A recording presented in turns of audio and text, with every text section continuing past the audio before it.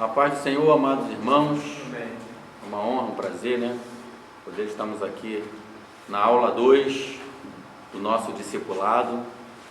Nós fizemos a aula inaugural e a aula 1 foi Bíblia Sagrada e vamos iniciar a aula 2, mas antes disso, o nosso discipulado, ele é baseado na teologia sistemática, que é uma disciplina da teologia cristã que formula uma descrição ordenada, racional e coerente da fé cristã. Então, sistematiza de forma ordenada alguns tópicos, os principais tópicos da Bíblia Sagrada, de forma que nós possamos compreender. Por exemplo, a gente vai ter aula sobre conversão, nós vamos falar sobre arrependimento, nós vamos falar sobre pecado, mas geralmente isso de fato acontece quando nós entregamos a nossa vida para Jesus. Deveria ser tudo no tópico salvação, porque a salvação está tudo envolvido, há arrependimento, há o reconhecimento do pecado, há a conversão, e isso está tudo envolvido no tópico salvação. Mas a gente, de forma sistemática e ordenada, separa os temas a fim de melhor compreensão, mas está tudo envolvido no tema salvação. Então, a aula 2, iniciaremos falando justamente sobre salvação, e a primeira pergunta para você é: você tem certeza da sua salvação? Você tem certeza absoluta de que se você morrer agora, você vai para o céu? Ou você tem alguma dúvida? Na verdade, a maioria das pessoas tem dúvida em relação à salvação. As pessoas não sabem responder com certeza absoluta se estão salvos ou se estão perdidos. E muitos vão dizer: eu não mereço, vão por esse lado aí. Mas quem disse que salvação é por via merecimento? Ninguém merece. Nós somos salvos todos, somos salvos pela graça de Deus, pelo sacrifício que Cristo fez por nós na cruz do Calvário. Mas é importantíssimo que você tenha certeza da salvação. Eu costumo falar com os alunos do discipulado que é inadmissível um cristão ter dúvida da sua salvação. As pessoas não podem deitar a cabeça no travesseiro e conseguir dormir e acordar sem ter a certeza da sua salvação. A pessoa que consegue deitar a cabeça no travesseiro, dormir e acordar, mesmo sem ter certeza da salvação, é porque nunca compreendeu o plano da salvação. E uma vez que você compreende o plano da salvação, você não vai querer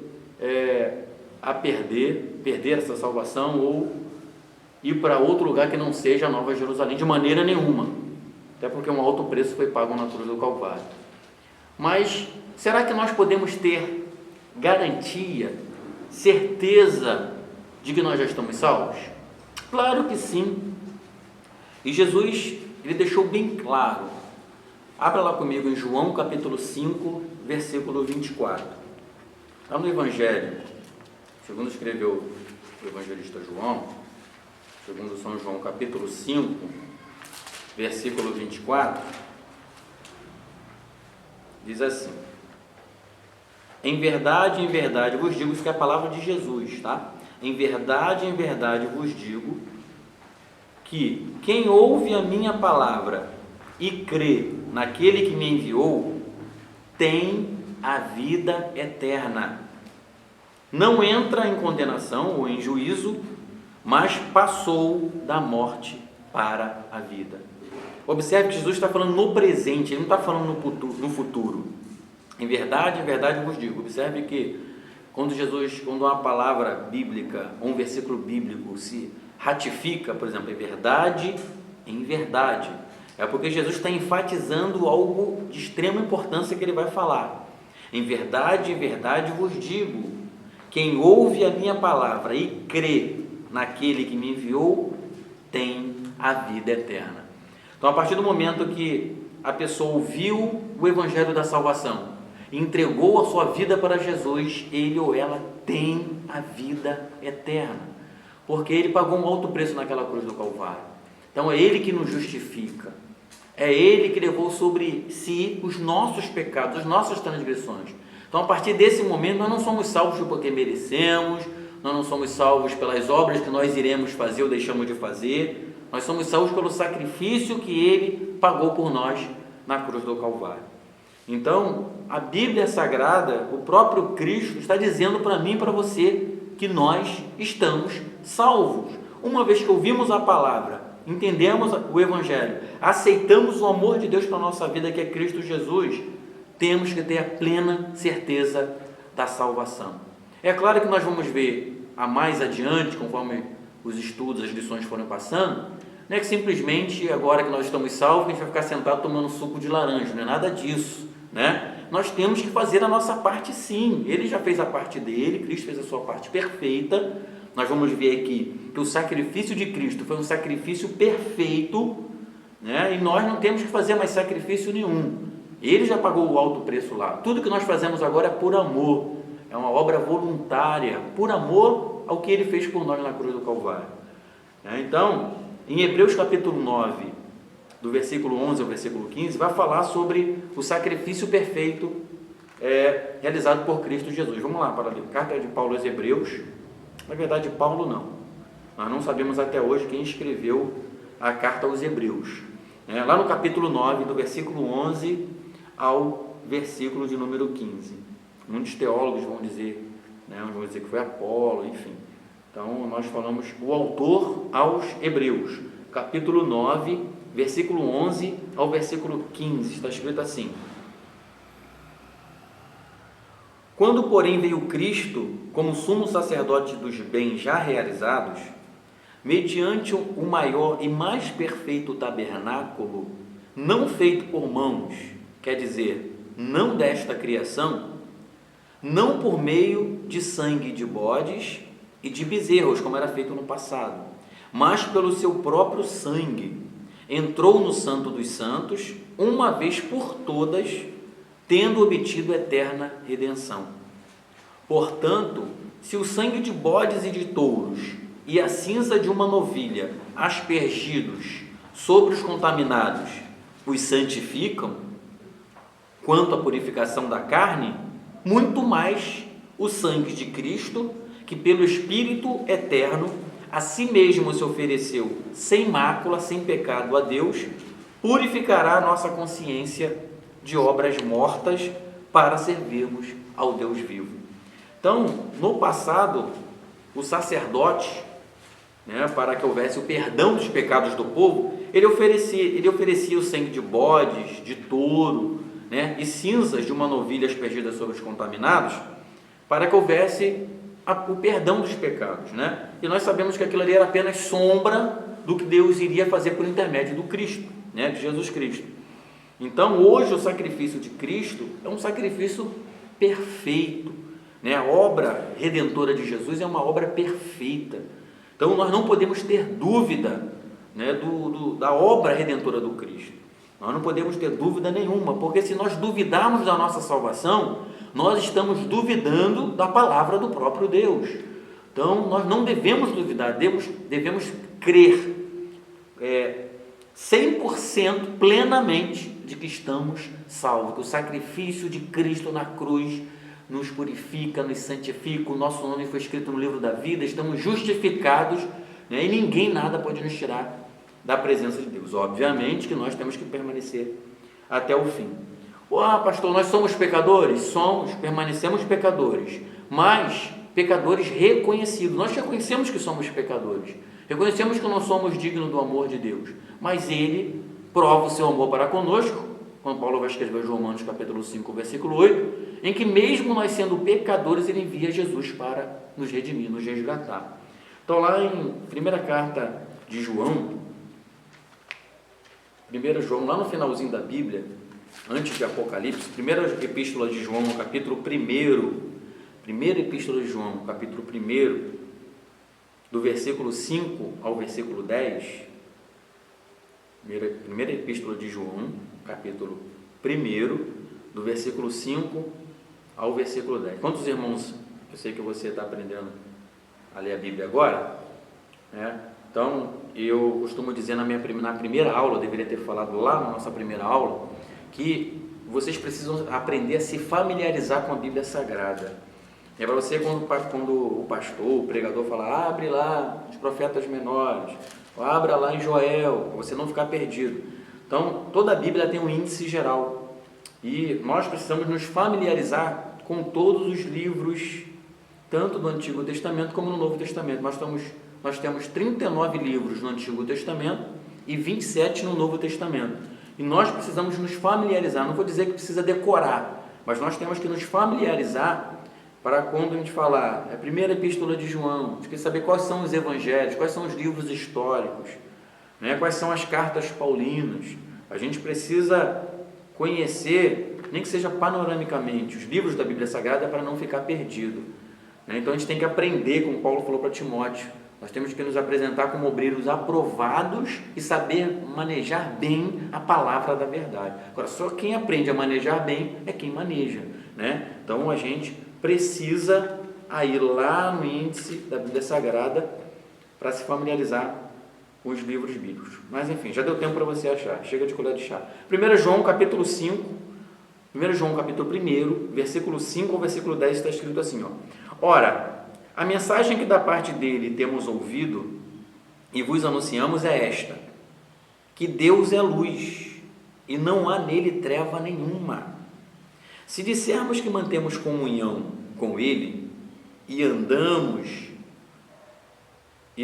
nas trevas, mentimos e não praticamos a verdade. Se, porém, andarmos na luz como ele na luz está, mantemos comunhão uns com os outros e o sangue de Jesus, seu Filho, nos purifica de todo o pecado. Todo o pecado. A gente vai chegar na aula sobre pecado, você vai ver que não existe pecadinho e pecadão. Pecado é pecado, né? A palavra pecado significa desobediência, só adiantando aí. Mas o sangue de Jesus Cristo nos purifica de todo o pecado, não fica resquício nenhum, porque o sacrifício dele foi um sacrifício perfeito. Agora pula lá, não, parei no versículo 7, né? Vamos até o versículo 10. 8. Se dissermos que não temos pecado nenhum, a nós mesmos nos enganamos, e a verdade não está em nós. Embora salvo por Cristo Jesus, o nosso Senhor, nós permanecemos sendo pecadores, sim. Agora, pecadores reconhecidos. Porque está dizendo aqui, se a gente falar que nós não temos pecado, enganamos-nos a nós mesmos e a verdade não está em nós. Versículo 9. Se confessarmos os nossos pecados, Ele é fiel e justo para nos perdoar os pecados e nos purificar de toda a injustiça. Se dissermos que não temos cometido pecado, estamos fazendo o próprio Deus de mentiroso, e a sua palavra não está em nós. Deus sabe que nós estamos nesse corpo limitado, estamos sujeitos ao pecado. Se não fosse a graça de Deus, nenhum na carne se salvaria, nenhum de nós nos salvaríamos. Se Cristo não vem nos salvar, nos resgatar, estávamos perdidos. Só que, obviamente, somos pecadores, estamos numa carne, né, limitada, que nos induz ao pecado, mas nós não podemos viver no pecado. Temos que confessar continuamente os nossos erros, as nossas falhas. Nós não podemos continuar falhando no mesmo ponto, no mesmo erro. Nós temos que procurar, pela graça de Deus, por intermédio da ajuda do Espírito Santo, a deixar de praticar os nossos pecados, os erros, as falhas de outrora, e a cada dia procurar avançar, confessar aquele erro e bola para frente, vamos adiante, porque entramos num processo que a gente vai aprender também, que se chama santificação. A santificação é um processo, ela não ocorre de um modo imediato, no dia que a gente levantou a mão para Jesus. Isso ocorre, é um processo contínuo, dinâmico e diário. Isso vai acontecer durante todo o percurso da nossa vida na face da terra. Mas enfim, vamos agora, pula para o capítulo 2, diz assim: filhinhos meus, estas coisas vos escrevo para que não pequeis. Se todavia alguém pecar, nós somos pecadores, estamos sujeitos ao pecado, temos um advogado. Notem que esse advogado é com letra maiúscula, tá? Ele está se relacionado, né, intrinsecamente ao próprio Cristo. Temos um advogado junto ao Pai, Jesus Cristo, o justo. Ele é a propiciação pelos nossos pecados, e não somente pelos nossos próprios, mas ainda pelos do mundo inteiro. Então nós temos um advogado. A Bíblia diz que nós temos um acusador. O acusador fica nos acusando dia e noite diante do Pai. Mas nós temos um advogado. E esse advogado, ele pleiteia a nossa causa, ele nos julga, ou seja, ele nos defende, porque somente ele, que viveu num corpo semelhante ao nosso, sabe como é complexo, e ele conseguiu, mostrou para nós que é possível sim viver uma vida sem pecado, porque ele viveu num corpo semelhante ao nosso, limitado, e nunca pecou. Então, se nós colocarmos em prática todas as ferramentas bíblicas, nós podemos sim, conseguimos sim viver sem pecado. Para tanto, temos que nos render ao Espírito Santo de Deus diariamente. É por isso que Paulo vai dizer aos Tessalonicenses, capítulo 5, versículo 17, orai sem cessar. Porque o momento que a gente deixar de orar, já era, vamos pecar. Por isso, nós temos que fazer a nossa parte. As ferramentas da teologia sistemática é justamente para isso, para nós aprendermos e aplicarmos na nossa vida, no nosso cotidiano. Então, em relação à salvação, quando eu estou em classe com o nosso discipulado, eu não termino a aula enquanto todos eles, olhando nos meus olhos, me responderem que não tem dúvida da sua salvação. Nós não podemos ter dúvida da salvação. Não podemos permitir que o sacrifício de Cristo, com tanto sofrimento, tanta dor, realizado na cruz do Calvário, como prova de amor de Deus por mim e por você, seja inútil. É por isso que a ira de Deus permanece sobre os filhos da desobediência, aqueles que não estão nem aí para o amor de Deus, não estão nem aí para o sofrimento vicário do nosso Senhor e Salvador Jesus Cristo. Então não se permita ter dúvida da sua salvação, porque ele é bem claro. Eu pequei, mas se eu tiver pecado, ora, se nós pecarmos, nós não vivemos no pecado, nós podemos até cair, tropeçar, mas o que a gente leu, acabou de ler aqui no 1 João, se nós confessarmos os nossos pecados, ele é fiel e justo para nos perdoar todos os nossos pecados. Então não tenha dúvida, tenha certeza da sua salvação, porque o sacrifício que Cristo pagou na cruz do Calvário, pela minha vida e pela sua vida, foi um sacrifício genuíno, sacrifício perfeito. Então tenha ousadia, tenha intrepidez para adentrar ao Santo dos Santos, à presença do Senhor, porque de fato o sacrifício de Cristo foi um sacrifício perfeito, o véu foi rasgado e hoje eu e você, o nosso nome está escrito no livro da vida do Cordeiro. Tá bom, meus amados irmãos? Não tenha dúvida da sua salvação. Tenha certeza, tenha convicção de que você está salvo. Se você entregou a sua vida para Jesus, é claro. Se você nasceu de novo, é claro. Se você tem demonstrado através da sua vida frutos de arrependimento, é claro. Eu volto a dizer, não é simplesmente levantar a mão para Jesus e continuar de qualquer maneira. Não, o Evangelho, ele é transformador. O Evangelho transforma o nosso caráter. O Evangelho transforma a nossa vida. É bem claro, aquele que furtava, não furte mais. Aquele que mentia, não minta mais. Aquele que se prostituía, não se prostitua mais. Aquele que era metido com drogas, tráfico, hoje não está mais. Porque o Evangelho, ele é libertador. O Evangelho, ele é genuinamente transformador. Se você está em Cristo Jesus, se você levantou sua mão para Jesus, não temas. O seu nome está escrito no livro da vida e o sangue do Cordeiro nos purifica de todos os nossos pecados. Então dê aleluia aí na sua casa, glorifique o nome do Senhor por isso, porque o sacrifício do nosso Cristo foi um sacrifício perfeito. Aí sim, nós podemos deitar a nossa cabeça no travesseiro e dormir. E ainda se não acordarmos para esse mundo físico, iremos nos acordar no colo do nosso Senhor e Salvador Jesus Cristo. Amém, irmãos? Então esse é o término da aula 2 e já vamos dar início, na verdade o término da aula 2 não, vamos da aula 2, lição sobre salvação. Então vai dar tempo ainda, tem mais 10 minutos aí pela frente. Então vamos iniciar a aula sobre conversão. Nós iniciamos pelo tópico salvação, Ninguém tem mais dúvida da sua salvação.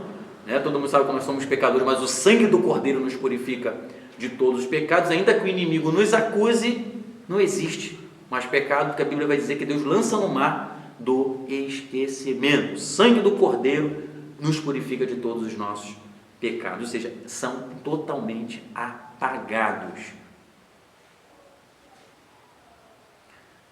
Próximo tópico, próximo tema, melhor dizendo, é conversão. Atos dos Apóstolos, abra comigo lá, Atos dos Apóstolos, capítulo 3, versículo de número 19. Nós vamos começar a falar sobre conversão. Observe que o tema conversão está ligado ao tema salvação, não tem como, né? Então a gente simplesmente faz essa separação por tópicos ordenados para que você possa compreender melhor o que acontece, o que aconteceu, o que acontecerá no dia que você levantar a mão para Jesus de verdade. Tem que acarretar ou acontecer a conversão genuína. Atos capítulo 3, versículo de número 19.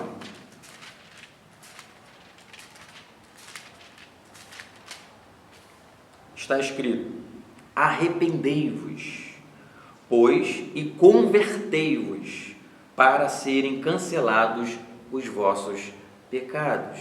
Nós vimos aqui que o sangue do Cordeiro nos purifica de todos os nossos pecados, mas todavia tem que haver conversão. Nós vamos ver o tema também arrependimento. Tem que haver arrependimento genuíno, porque se não houver conversão, não vai haver novo nascimento. Lá em João capítulo 3, Paulo vai dizer, Jesus vai dizer para Nicodemos: necessário vos é nascer de novo.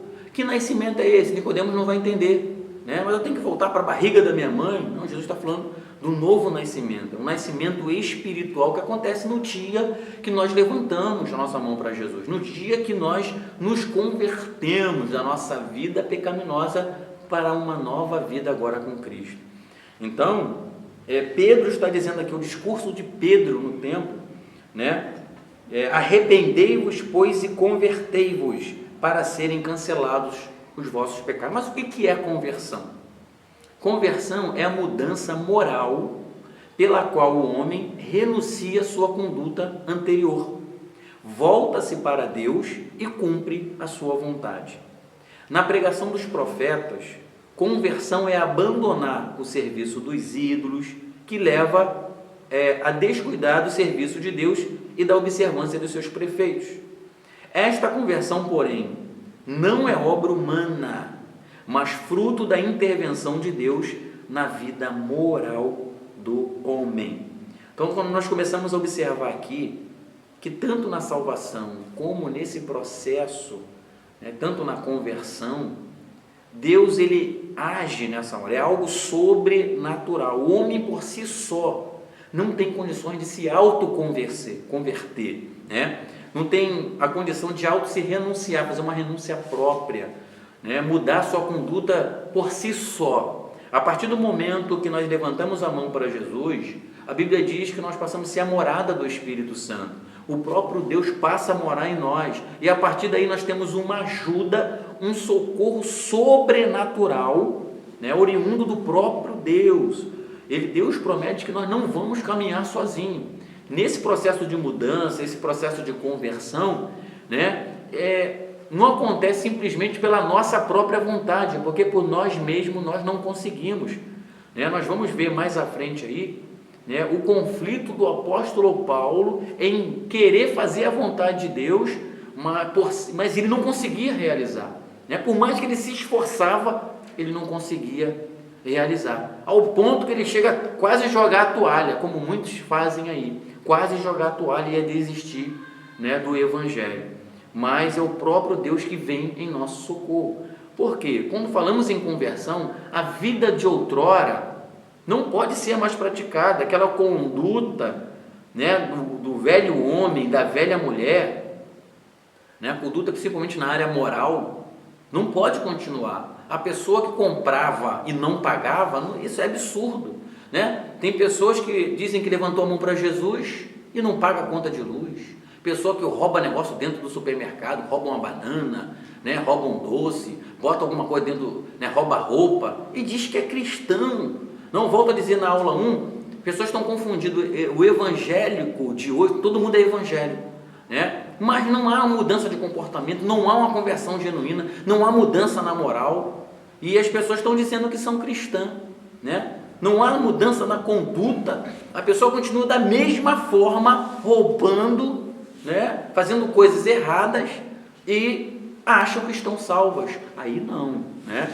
Então Jesus, ele promete sim a certeza da salvação, uma salvação para aquele que houve a mudança de comportamento, para aqueles que de fato nasceram de novo, para aqueles que viviam uma vida contrária à vontade de Deus, né? E hoje vivem totalmente de acordo com as Sagradas Escrituras. Agora, aquela pessoa que diz que levantou a mão para Jesus, mas continua fazendo fofoca dentro da igreja, continua apontando a vida do irmão, continua jogando na telecena, né? Se é que a sua igreja permitir que você jogue na telecena, tudo bem, né? Mas nós somos wesleyano não pode jogar na telecena, não pode jogar em jogos de azar, lê lá o estatuto da nossa igreja. Então, se você não está de acordo com a Sagrada Escritura, como é que vai querer reivindicar a salvação em Cristo Jesus?